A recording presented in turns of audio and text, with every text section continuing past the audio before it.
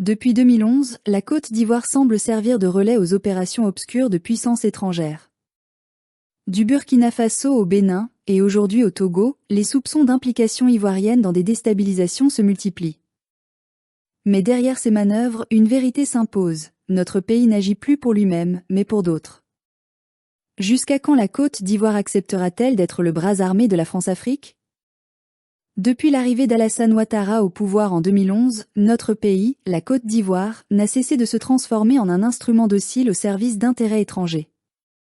Ce qui devait être un État souverain, fier de son indépendance et respecté sur le continent, est aujourd'hui perçu par beaucoup comme une base arrière de manœuvres occultes orchestrées par des puissances qui n'ont jamais accepté que l'Afrique vive libre. Les récents événements au Togo viennent une fois de plus nous rappeler cette triste réalité. 12 soldats ivoiriens, selon les rumeurs relayées sur les réseaux sociaux et dans certaines presses africaines, auraient été arrêtés sur le sol togolais pour leur implication présumée dans une tentative de coup d'État contre le président Faure Gnassingbé. Et pourtant, ce n'est pas la première fois que le nom de notre pays est mêlé à de telles affaires troubles. Nous avons encore en mémoire les soldats ivoiriens arrêtés au Burkina Faso il y a quelques mois, ou encore les soupçons d'implication d'éléments ivoiriens dans les événements récents du Bénin.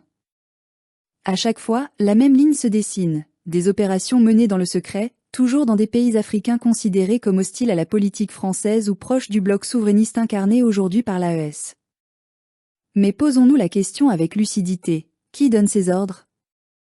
Ces soldats agissent-ils réellement au nom du peuple ivoirien, ou bien exécutent-ils les directives d'une puissance étrangère qui se sert de notre pays comme d'un pion dans un vaste jeu géopolitique ? Depuis qu'Alassane Ouattara a accédé au pouvoir avec le soutien militaire de la France en 2011, la Côte d'Ivoire n'a plus jamais retrouvé son indépendance véritable.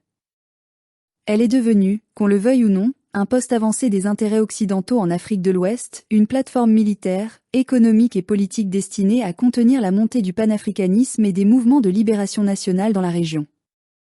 Ce n'est pas une coïncidence si chaque fois qu'un pays africain ose remettre en cause l'ordre néocolonial, les doigts pointent vers Abidjan. Ce fut le cas après la rupture entre le Niger et la France, après les décisions courageuses du Mali, après les premières alliances du Burkina Faso avec la Russie. Et aujourd'hui, alors que le Togo tente lui aussi de se repositionner stratégiquement, voilà que la Côte d'Ivoire se retrouve de nouveau éclaboussée.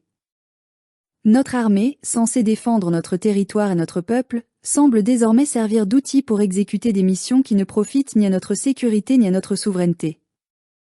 Comment en sommes-nous arrivés là ? Comment un pays naguère admiré pour son hospitalité, sa stabilité et son leadership économique est-il devenu le théâtre de manipulations étrangères ? La réponse se trouve dans le choix politique qui a été fait en 2011, celui de confier le destin de la Côte d'Ivoire à un homme que tout lié à l'Occident, à ses réseaux financiers, à ses institutions économiques et à ses intérêts géostratégiques. Alassane Ouattara n'est pas seulement un président, il est le représentant d'un système. Un système qui place Paris avant Yamoussoukro, qui obéit à Washington avant d'écouter Abidjan, qui préfère la reconnaissance du FMI à l'amour de son peuple. Et ce système, depuis plus d'une décennie, détruit lentement mais sûrement le peu de souveraineté qui nous restait.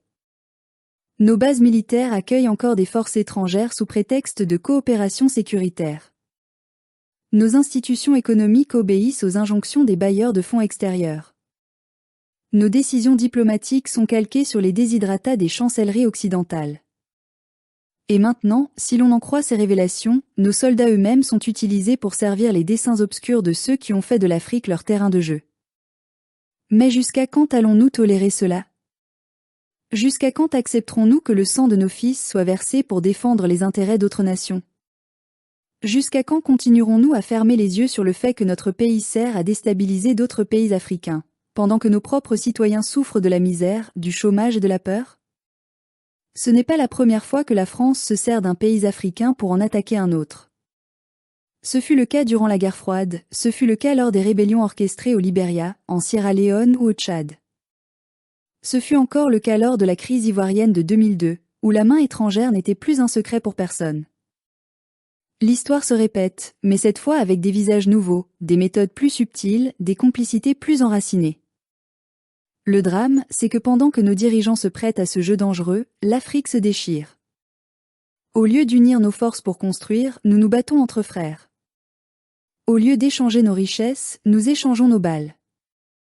Au lieu de défendre nos frontières contre l'impérialisme, nous les ouvrons pour le servir.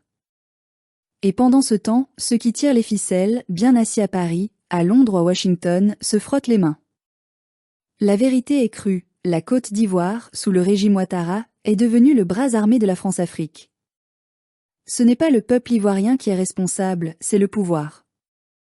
Car jamais, dans son histoire, le peuple ivoirien n'a voulu être complice des souffrances de ses voisins. Nous avons toujours été un peuple d'accueil, de paix et de fraternité.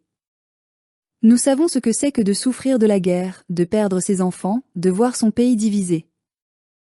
Comment pourrions-nous vouloir cela pour d'autres ? Non, ce ne sont pas les Ivoiriens qui déstabilisent l'Afrique, mais ceux qui se servent de notre pays comme d'un cheval de Troie. Nous devons dire stop. Assez de cette instrumentalisation honteuse. Assez de cette diplomatie de la soumission. Assez de cette armée transformée en milice impériale. Nos soldats doivent protéger Bouaké, Korogo, Abidjan, et non aller semer le chaos à Lomé ou à Cotonou. Nos diplomates doivent travailler à l'union des peuples, et non à la division des nations africaines. Nos dirigeants doivent obéir à la Constitution, et non à l'ambassade de France. Ce qui se passe aujourd'hui au Togo, au Bénin, au Burkina Faso, au Niger, doit être un signal d'alarme pour tous les Africains. Car ce n'est pas seulement la souveraineté de ces pays qui est en jeu, mais celle de tout le continent.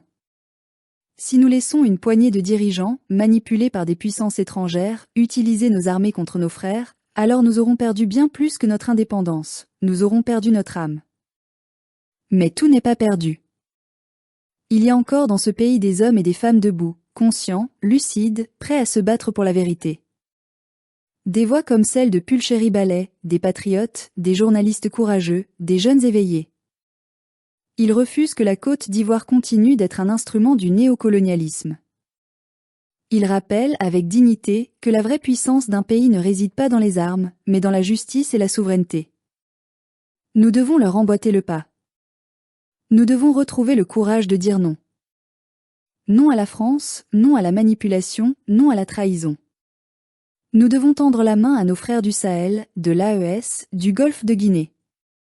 Car le salut ne viendra pas de l'Occident, il viendra de notre unité. L'Afrique de demain ne sera ni celle de Paris, ni celle de Washington.